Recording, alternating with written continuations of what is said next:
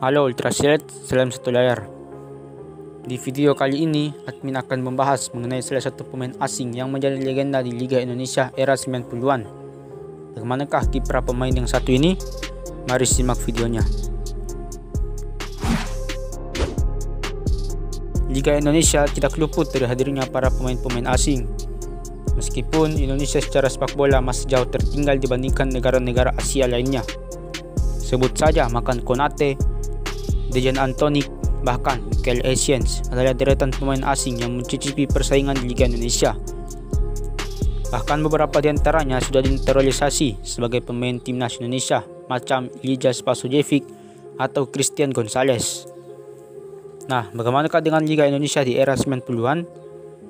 Rupanya sejak dulu Liga Indonesia sudah kemasukan pemain asing macam Jackson F. Tiago, bahkan Mario Kempes, pemain legenda di Piala Dunia 1978 pun di akhir karirnya masih mencicipi persaingan Liga Indonesia bersama Pelita Jaya. Namun salah satu nama pemain asing era 90-an yang tidak boleh dilupakan adalah Dejan Glušević, pemain asal Yugoslavia yang muncul dan menjadi primadona di saat Liga Indonesia mengalami demam pemain Kamerun saat itu. Dejan Glušević adalah pemain yang lahir pada tanggal 21 Juni 1967 di Montenegro yang saat itu masih menjadi bagian dari Republik Sosialis Federasi Yugoslavia. Glušević mengawali karir profesionalnya sebagai pemain pada 1986 bersama klub kampung halamannya Red Star Belgrade.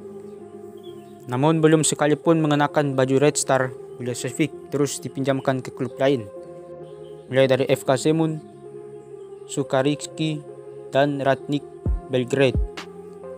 Usai menjalani musim yang hebat bersama Ratnik, Glušević dilepas ke klub Yunani. Sayangnya, masalah finansial yang membelit klub tersebut bikin Glušević pulang ke kampung halamannya, ke Yugoslavia, demi memperkuat Proletar Zrenjanin pada musim 1993-1994. 8 tahun berkiprah di kawasan Eropa membuat Glušević ingin mencari tantangan baru.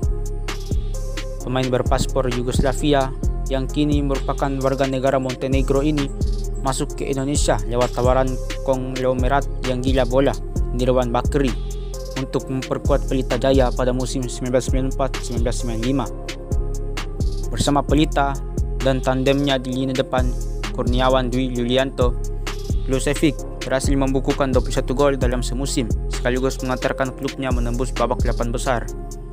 Namun demikian, aksinya belum membuat Nirwan puas. Musim berikutnya, Nirwan meminjamkan Glušević kepada rekan kongsinya, IGK Manila, yang saat itu menjabat sebagai Chef de Mission MBR atau Manstran Bandung Raya. Disinilah Glušević bertemu tandem sejatinya Ferry Sandria, yang juga pencetak gol terbanyak Liga 1 musim 1994-1995 dengan koleksi 34 gol dari 37 laga. Tanah Bandung seolah bersahabat dengan Glušević.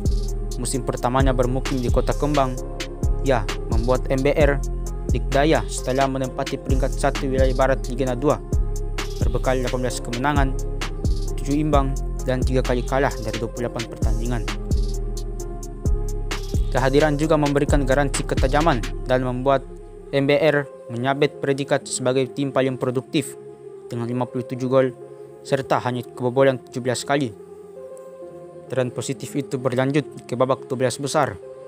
Glušević beserta kolega melahap seluruh pertandingan dengan penuh kemenangan. Produktivitas pun dipertahankan secara konsisten dengan torehan 9 gol dan cuma kebobolan sekali.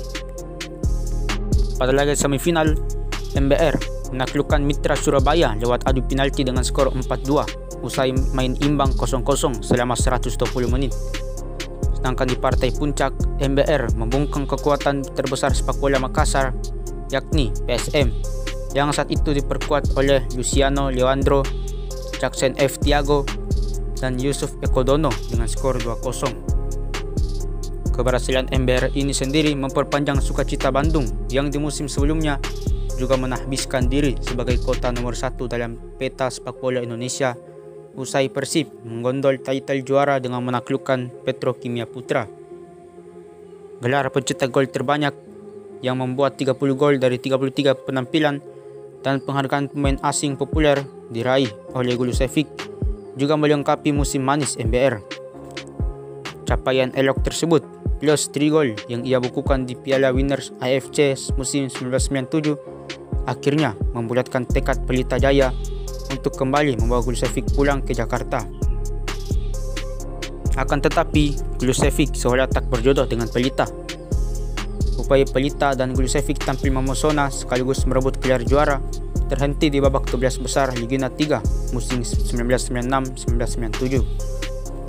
Tatkala ambisi menjuarai liga bersama Pelita dikuatkan lagi pada Liga keempat musim 1997-1998, kompetisi justru dihentikan akibat krisis moneter yang mendera Indonesia. Setelah berkarir di Indonesia, perjalanan Golusevic berlanjut di Singapura sebelum akhirnya terbang jauh ke Kanada demi membela Panji, Montreal Impact, dan North York Astros. Bersama klub yang disebut terakhir ini pula Golusevic memutuskan pensiun. Ya Ultrasial, demikianlah rekam jejak Dejan Golusevic dalam dunia sepak bola.